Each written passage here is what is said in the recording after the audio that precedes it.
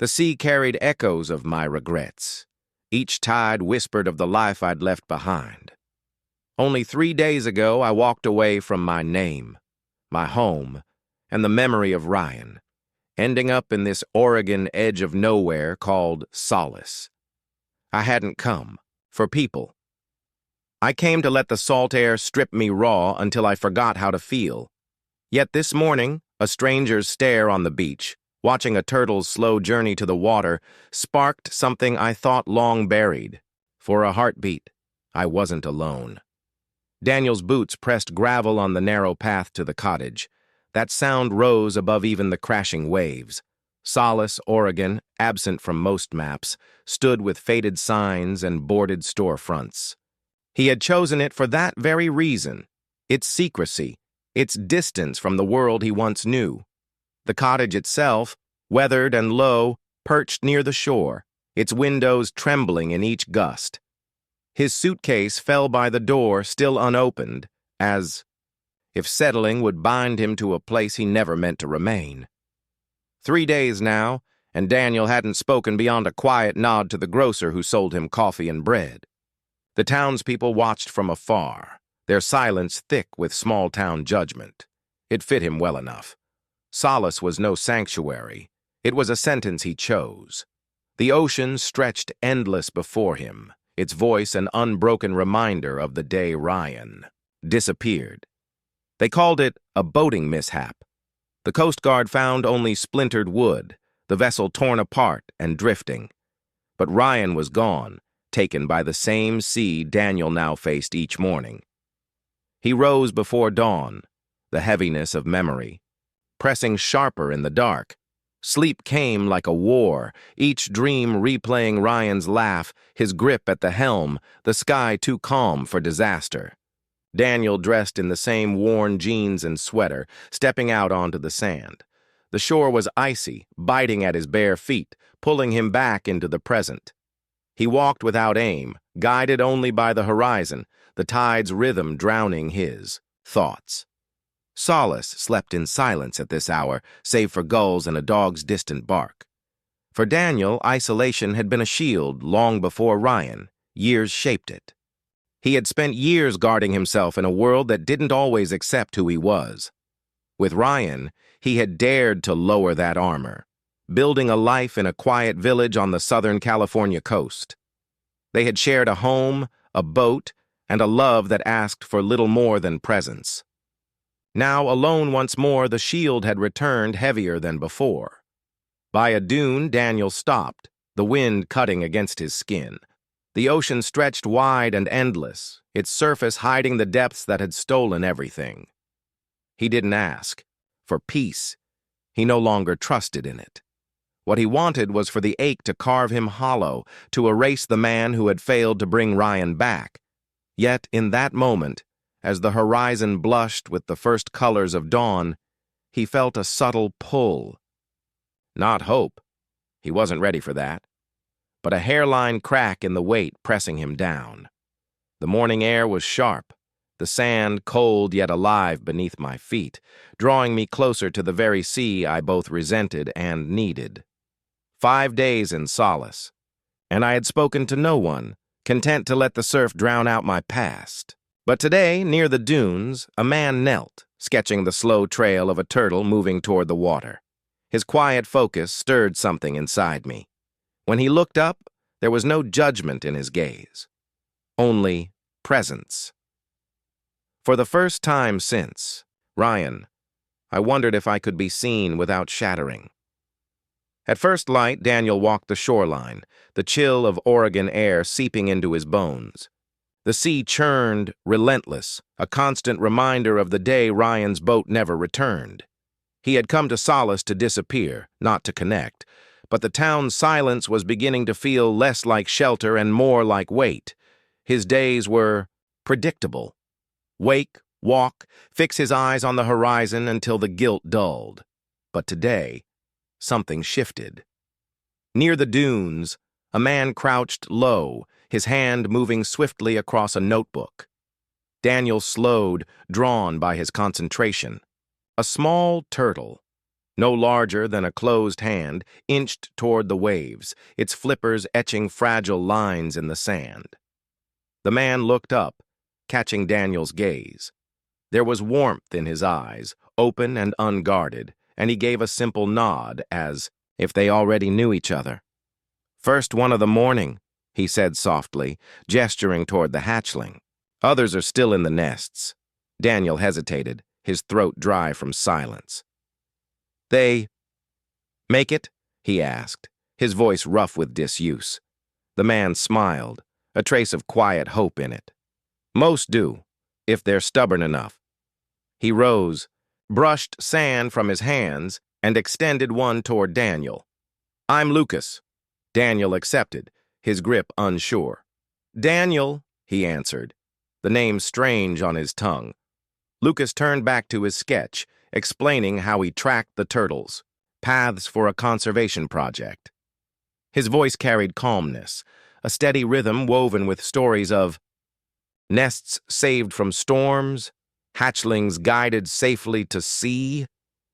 Daniel listened, unmoving, the ocean's roar slipping quiet beneath the cadence of Lucas's words. For a brief span, the weight of Ryan's absence loosened, replaced by a flicker of curiosity, a feeling Daniel had denied himself since the accident. Days later, at Solace's market, he saw Lucas again beneath the spread of an old oak, its shade sheltering stalls alive with barter and chatter. Daniel clutched a bag of tangerines, their sharp citrus scent grounding him in the crowded space. Through the noise, Lucas appeared, a basket of greens in hand, his calm presence cutting through. "Those tangerines are the best," Lucas said, peeling one and holding out half. Daniel accepted, the fruit bit sharp on his tongue. They walked together, Lucas sharing a story about a hatchling that outran a crab to reach the tide. His laughter rang light, unguarded. Daniel felt the pull, an urge too dangerous to name. Lucas mentioned he lived in Solace, a fact offered casually, though weighted, as though testing the air. Daniel only nodded, keeping his own truth buried. With Ryan back in California, openness had been easy. But here, under sidelong glances and quiet judgment, old instincts told him to hide. As they parted, Lucas called back, "Come to the beach, tomorrow. We're releasing a nest." Daniel froze, the invitation striking both want and fear. He longed to say yes, to move toward that warmth, but Ryan's shadow coiled tight around him. Connection felt like betrayal. He muttered a vague reply and walked away, the taste of tangerine bitter on his tongue. That night, in the solitude of the cottage, Daniel sat by the window as the sea roared louder than ever. Lucas's voice lingered, weaving itself with Ryan's, laugh, echoes from years ago. His hand traced the outline of his unopened suitcase, wondering if he could let another in without losing himself. The answer was unclear, but for the first time, he wanted to try. Yet the sea hissed accusations, each wave a reminder of failure. Lucas's warmth pressed against the walls Daniel had built, threatening to unravel them. The invitation to the release remained in his mind, daring him closer. But guilt held him in place. Then a letter arrived. Venom in ink, Ryan's sister's hand. Her words blamed him for everything, blamed him for the loss. Whispers of judgment swept through Solace, and Daniel wondered if hiding was all he had left, or if he could finally face the truth. At the cottage window, the crumpled letter trembled in his grip. Ryan's sister had found him, her accusations sharp as glass. "You left him. You abandoned us." The words cut deeper than the sea's endless roar, stirring the guilt he had carried since that day. He had been on shore, trusting Ryan's steady, hands at the helm, but the boat returned broken, and Ryan did not. He folded the letter and shoved it deep into his pocket, but its weight clung to him all the same. That morning, he avoided the beach, skipping his ritual walk by the sea. Lucas's invitation to the release echoed inside him, tempting, but terrifying. To go would mean letting someone in, risking loss all over again. Instead, Daniel drifted to the market, seeking distraction beneath the oak's sprawling shade. The air was thick with salt and citrus, but the stares of townsfolk cut sharper than usual. "City guy," one vendor muttered as he passed. "Thinks he's better than us." Lucas was there, stacking a crate of greens, his movements steady despite the undercurrent of glances. He spotted Daniel and waved, offering him a tangerine. "You didn't show yesterday," Lucas said lightly, though his eyes searched for truth. Daniel shrugged. "Got busy." The lie sat heavy, and Lucas's silence made it clear he knew. They walked together, the market's clamor fading as Lucas spoke of turtles, of their fight against waves, their small victories written in sand. Daniel longed to respond, to share something real, but the letter burned against his chest, chaining the words inside him. Back at the cottage, solitude pressed down harder. The whispers in town had grown louder, remarks about Lucas's openness, about the way he lived without hiding. Daniel knew that judgment well. He'd faced it himself years ago, before Ryan taught him to stand unafraid. Now, without Ryan, the pressure to shrink, to disappear, wrapped around him again. He tossed the letter onto the table. "You failed him." The words echoed with the sea's roar outside. That evening, Lucas knocked. Through the door, his voice carried, "Steady. Turtle release tomorrow. You in?" Daniel opened the door, jaw tight. "Why do you keep asking?" he snapped. Lucas didn't flinch, though a flicker of hurt passed through his eyes. "Because you look like you're carrying the world," he said. "And I've carried it too." The words struck deep. Daniel's guard wavered.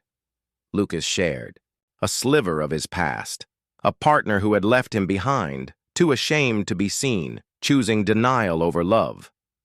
That betrayal had driven Lucas here, to solace, searching for a place he could exist whole. Daniel's anger flared, not at Lucas, but at himself. "I lost someone," he blurted. "Ryan, the sea took him, and I couldn't stop it." His voice cracked, the truth spilling raw into the air. Lucas listened without moving, his presence steady, an anchor. But when he reached out, Daniel pulled back. "I can't do this," he said, retreating. "I don't belong here." Lucas nodded, respecting the distance. "When you're ready, I'll be at the beach." That night, Daniel sat alone, the accusations in the letter mingling with the town's cruel whispers. He'd heard a local confront Lucas at the market, mocking his openness, and Daniel felt the sting as if it were his own. He had come to solace, to escape, but the past had followed, and the present pressed him to choose. Hide inside grief or stand against a world that judged. The sea offered no answers, only blame. Its waves echoed Ryan's absence as Daniel lingered at the shore, caught between hiding and living. Lucas's words haunted him, the story of betrayal, the quiet offer to share the burden. But the town's stares and his sister's venom urged him to flee. That evening, under a fading sky, Daniel found Lucas by the dunes. A single touch cracked his defenses. Could he release the guilt, or would fear claim him again?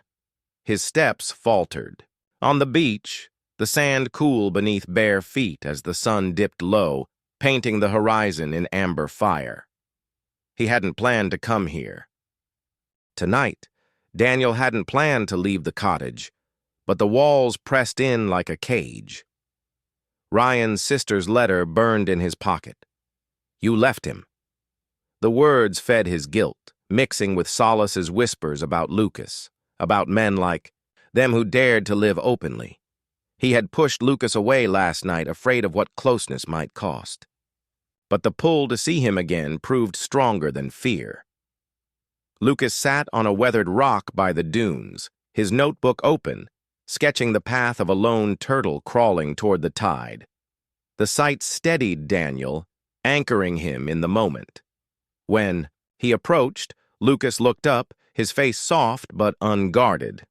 "Didn't expect you," Lucas said, closing the notebook. "Thought you were done with me." Daniel shifted, the lines he had rehearsed dissolving. "I'm not good at this," he admitted quietly, letting people in. Lucas patted the stone beside him and Daniel sat.